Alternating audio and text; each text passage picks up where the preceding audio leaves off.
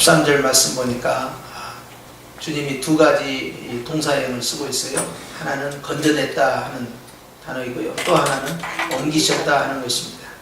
그래서 그가 우리 예수님께서 우리를 흑암의 권세에서, 흑암은 어둠의 권세입니다.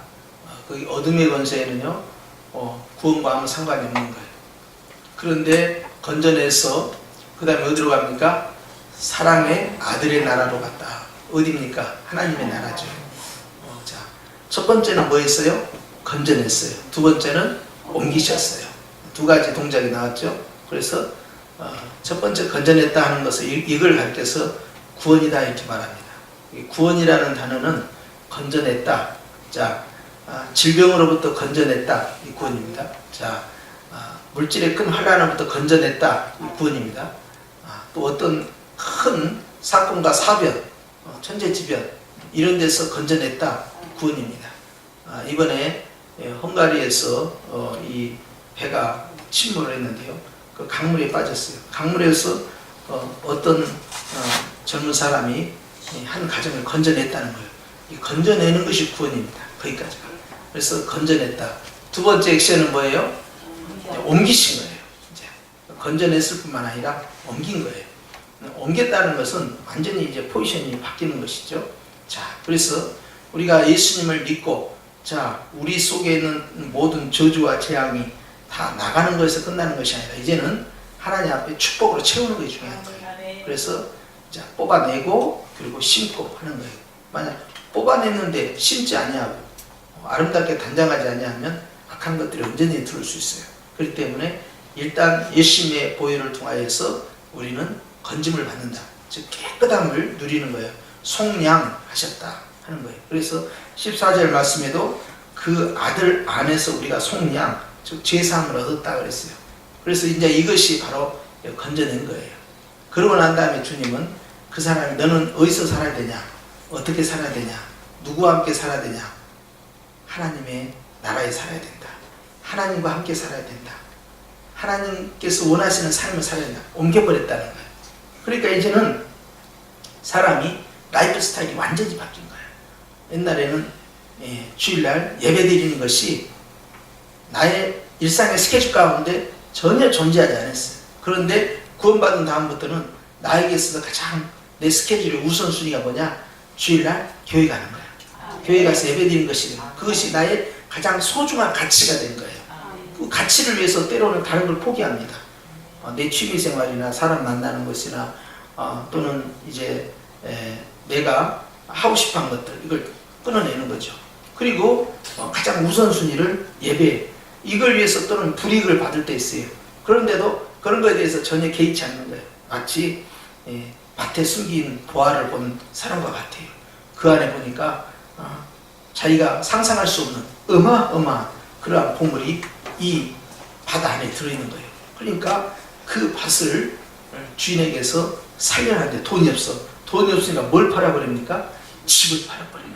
집을 팔아서라도 그 밭을 살 만한 가치가 있느냐? 사람들은 미쳤다고 그러죠. 집을 팔면서 왜 그 밭을 사냐고. 빌려서 쓰면 되는 것이다. 그런데 귀엽고 자기 소유로 만드는 거예요. 이유는 뭐예요? 그 밭 안에 뭐가 있었어요? 보물이 있었어요. 이것이 하나님의 나라라는 거예요. 그러니까 하나님의 나라는 겉으로 봤을 때는 평범해 보여요. 교회를 다니나 안 다니나 비슷비슷한 것 같아. 그것이 그토록 가치가 있느냐, 의미가 있느냐 라고 했을 때 그 속에 무엇이 들어있는지를 못 본 사람은 몰라요. 근데 본 사람은 이게 너무너무 좋은 거예요. 그러니까 야, 내가 이 밭을 반드시 사야겠다. 이 밭에는 상상할 수 없는 어마어마한 하나님의 은혜가 그 속에 들어있는 거예요. 이 보물들이 이 속에 다 들어있는 거예요. 이것을 반드시 가져야겠다. 그래서 이 집을 팔면 이 밭을 살 수 있는데, 밭을 사기만 하면 집하고는 비교할 수 없는 거예요. 그런 것은 수천 채를 사고도 남을 만한 어마어마한 보물이 들어있는데 그걸 누가 사지 않겠냐 이거예요. 그러면서 선한 욕심이 발동을 한 거죠. 사도 바울이 왜 모든 걸 다 버렸을까요? 자, 집이 소중하지 않아서 집을 팔고 밭을 샀을까요? 아니죠.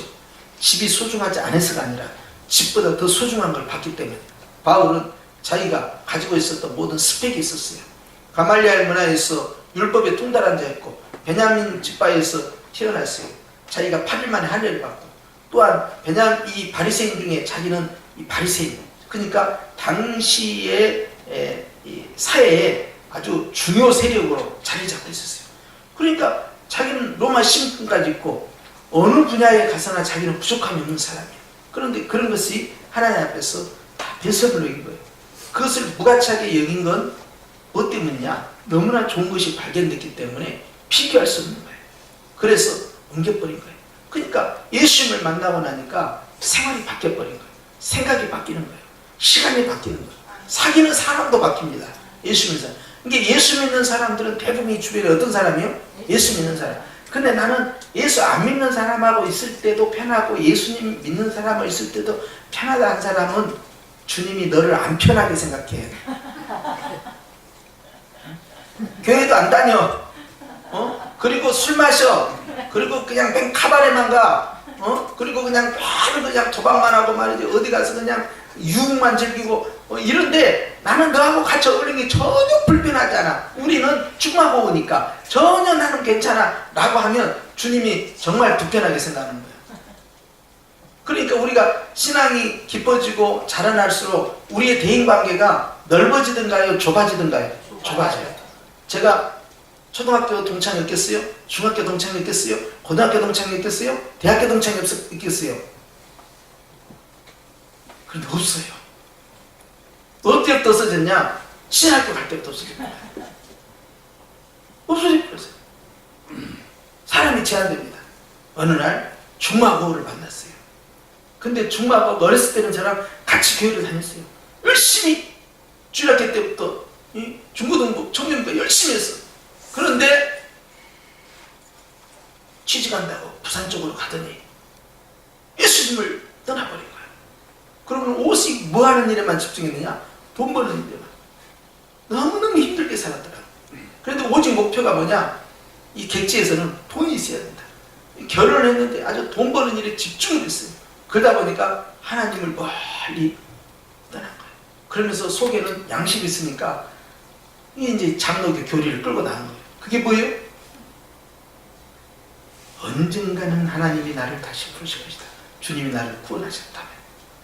그러니까 장로교의 예정론을 끌고 나와가지고 그걸로 밑에다 딱 깔아놔요. 그런데 내가 만나는데 친구가 아니고 전도 대상자야. 그러니까 내가 마음이 편하겠어요? 불편하겠어요? 굉장히 불편하게 전도를 해야 되니까. 목사님들끼리 만나면 서로가 전도하려고 합니까? 그런 거 안 합니다. 목사님들끼리 만나면 목회도 공유를 해요.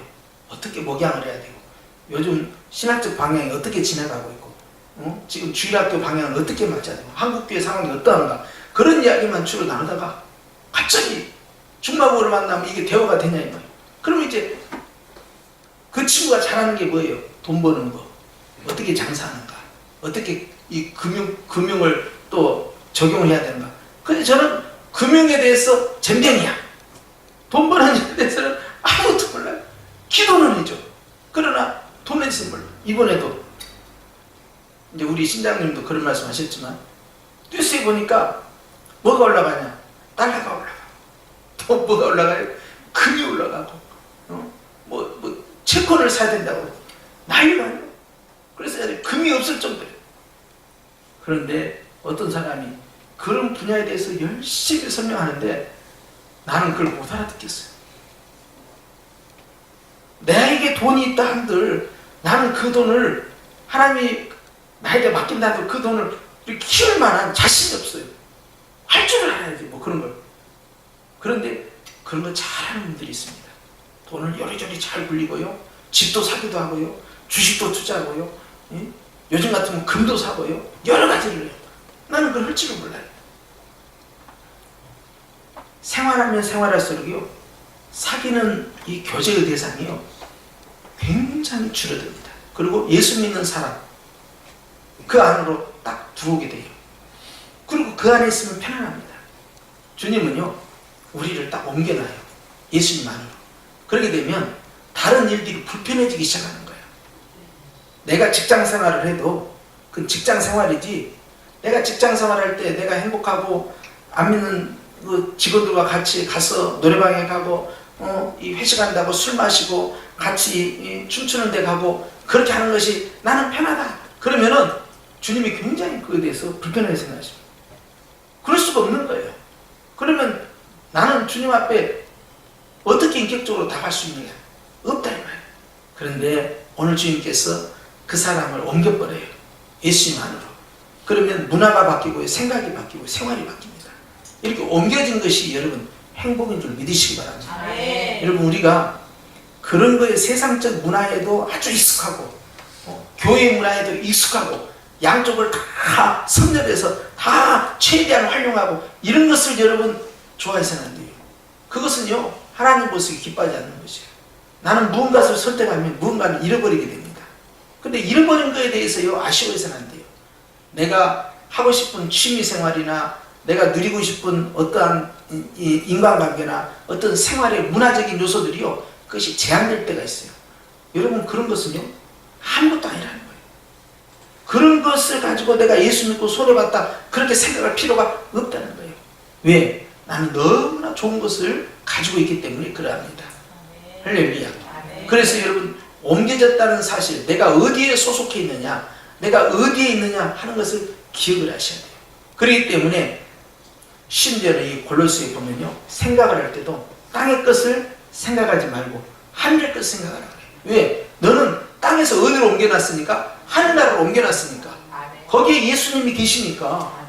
예수님이 계시니까 하늘나라를 생각하는 것이 네가 맞다는 거예요. 그러니까 심지어는 찾는다는 거예요. 기도하고 추구하고 소망하고 하는 거예요. 찾는 것도 땅의 것은 찾지 말고 하늘의 것을 찾으라는 거예요. 자, 무엇에 집중해야 되냐 하는 거예요. 우리의 삶이요 바뀌어가는 겁니다. 우리의 생각이 바뀌어가는 겁니다. 우리의 문화가 바뀌어가는 거예요.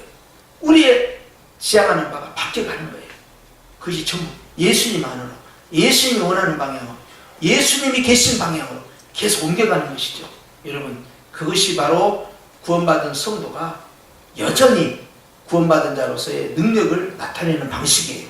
그러니 주님이 우리를 구원하셨으니 이제 두 번째는 어찌해야 돼요? 옮겨진 삶으로 계속 나가는 것입니다. 애굽으로 다시 갈 수 있어요? 홍해를 걷는데 애굽으로 갈 수 있어요?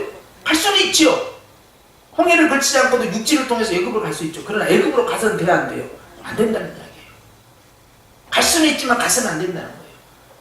내가 그런 문화를 즐길 수 있지만 내가 그렇게 해서는 안 된다는 거예요. 하나님은요 새로운 문화를 원해요. 그런데 그 문화가 좋은 문화냐? 광야 문화야. 광야 문화는요 없어요. 노래방도 없고 유흥주점도 없고 야간에 놀러 갈 때도 없고요. TV도 없어요. 핸드폰도 없어요. 광야 교회는 정말 심심해요. 그러니까 요한계시록 12장에 광야 교회가 있는데 48달 동안 3년 6개월 동안 갇혀있는 1260일이에요. 그 광야 교회는요 철저히 고립된 교회입니다. 그들이 봤을 때는 고립되고 외롭지만요 성도 입장에서는 환난의 날에 보호처 피난처가 되는 거예요. 그런데 광야는요 이스라엘 백성이 그 당시에 신의 산을 중심으로 해서 광야에서 40년 동안 생활할 때요 완전히 외부 문화와 단절되어 있잖아요. 그런데 주님이 그들을 그곳으로 옮기셨어요. 왜냐하면 주님은 그들을 독점하기를 원하셨고 그들은 주님을 독점을 해야 됩니다. 그래서 이 문화가 이제 완전히 바뀐 거예요. 애굽의 문화 필요 없어요. 애굽의 그 찬란했던 당시에 최고로 앞서가는 문화, 거기에서 종노릇을 하면서 누릴 거 다 누렸어요. 마실 거 다 마셨어요. 그러나 이제는 그 문화하고 전혀 다른 거예요. 벽돌을 굽는 일도 없어요. 그리고 눈치 볼 일도 없어요. 이제는 오직 하나님께만 참여하면 되는 그런 문화, 굉장히 단조로운 문화예요. 그런데 그 단조로운 문화에서요 상상을 초월하는 하나님의 기쁨이 신의 산으로부터 임하는 겁니다. 저는 어렸을 때 생각하기에 야 내가 일찍 천국에 가면 또는 예수님이 일찍 재림을 하면 자 천국에는 피자가 있을까? 천국에는 햄버거가 있을까? 이런 생각을 실제 했어요. 어렸을 때. 그리고 제가 청소년 때는요 결혼은 하고 가야 될 텐데 그런 생각했어요. 그때는 어리니까 아니 그래도 결혼은 하고 천국에 가야 될 텐데 그보다 빨리 오시면 어떻게 하지? 그런 생각도 했어요. 그런데 여러분 우리가 이 세상에서 누리는 그 무엇보다 그 어떤 쾌락과 어떤 즐거움과 어떤 행복도요 결코 저 천국의 문화에 좋게 비교할 수가 없다는 거예요. 사도 바울이 그걸 본 겁니다. 삼천층에 올라가서 그걸 보고 나니까요, 이 땅의 것이 너무 하찮게 보이는 거예요. 거기는 너무너무 좋은 거예요. 너무너무 더 이상 표현할 길이 없어요. 가히 표현할 방법이 없어요. 제3급의 용어로 써도 표현할 길이 없어요. 너무 좋은 거예요. 이걸 뭘로 표현하느냐. 그래, 이 세상에 사는 삶에 무슨 의미가 있겠냐는 거예요. 다만 주님이 사명 감당하고 와라. 그러니까 열심히 전도하고 열심히 복음을 전파한 것 없는 거예요. 오늘 주님이 우리를 옮기셨습니다. 어디로? 예수님 안으로. 어디로? 성령교회로. 어디로? 천국 문화를 옮기셨어요. 이 문화 안에 사는 것을 여러분 즐겨하시기 바랍니다.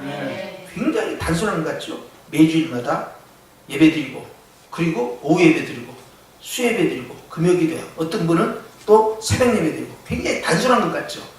여러분, 이 단순함 속에요, 무궁무진한 하나님의 기쁨과 하나님의 축복이 기다리고 있는 거예요. 그 맛을, 짜릿한 맛을 알아요. 기도하는 사람은 기도의 맛을 알아요. 예배드리는 사람은 예배의 맛을 알고요. 그러니까 저것을 무슨 맛으로 먹을까? 저것은 비교할 수 없는 어마어마한 아름다운 축복의 맛이 다 들어있다. 그래서 주님이 옮기셔버린 거예요. 할렐루야. 그러니 이제는 어느 누구도 우리를 다시 옮길 수가 없는 겁니다. 하나님이 옮기신 것을 이동시킬 수 없는 거예요. 우리는 완전히 하나님 나라의 그 뿌리를 내려버린 거예요. 그래서 오늘도 주님께서 우리로 하여금 기도하게 하셔요. 기도는 아무나 하는 게 아니에요. 기도는 성숙한 사람이 합니다. 기도는 하나님을 만난 사람이 하는 겁니다. 기도는 주님의 존재를 인정하고 하나님의 나라에 옮겨 심은 자들이 하는 거예요. 그렇기 때문에 오늘 기도에 계신 성령님께서 우리에게 동일하게 기도하라 하실 때 여러분 기쁨 가운데 이 기도가 드려져야 되는데, 이 기도는 우리에게 있어서요 영적 호흡과도 같고 주님을 만나는 축복의 통로예요. 오늘 이 기도 속에서 마음껏 하나님의 기쁨을 체험할 수 있기를 축원합니다. 내가 항상 어디에 있는가 절대 잊어서는 안 돼. 나는 예수님 안에, 나는 교회 안에 주님이 옮기셨다. 나는 새로운 문화를 산다. 나는 새로운 가치를 향해 나간다. 무엇보다도 주님이 나에게 기도하게 하셨으니 주여, 내가 이 기도를 통하여서 그 오미한 무궁무진한 하늘의 복을 받는 통로가 되게 하여 주시옵소서. 할렐루야. 그렇게 해서 기도의 맛을 늘 느끼는 하나님의 용사들이 되기를 축원합니다. 기도하십시오.